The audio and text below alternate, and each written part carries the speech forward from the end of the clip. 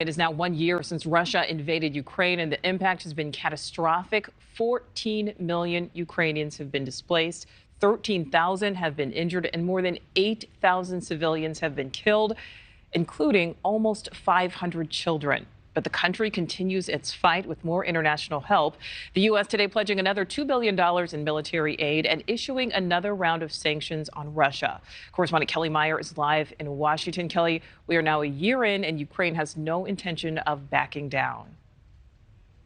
Not at all, Nichole. Ukraine's president saying today he is confident they will win the war this year, he says. And President Biden is pledging to stand by Ukraine as long as it takes. But today, former top NATO commanders urging the U.S. to do more. Today,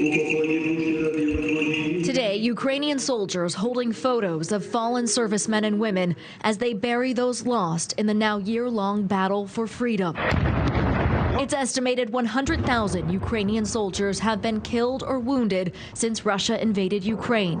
21,000 civilian casualties, 8,000 dead, including nearly 500 children. Today, Ukrainian President Zelensky speaking on the one-year mark of the war. His country much different than this time last year. Half of Ukraine's energy infrastructure destroyed.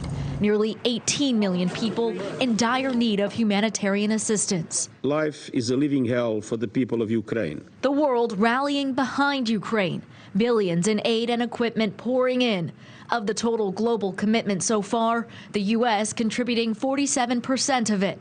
The EU and its members, 35%. Congress approving more than $113 billion so far, 60% allocated to the Defense Department alone. Today, the Pentagon pledging to speed the delivery of those weapons. What more could we be doing right now? We do need to, as an international community, dig deeper and work harder, work faster to ensure that Ukraine gets the security assistance that it needs to be successful on the battlefield.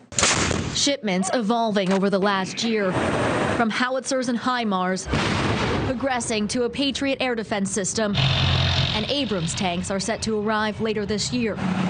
Germany's Leopard 2s plowing in from Poland today. Today, 7 former NATO Supreme Allied commanders calling on allies to do, quote, everything we can to help Ukraine. If we give Ukraine what they need to win, Ukraine will win.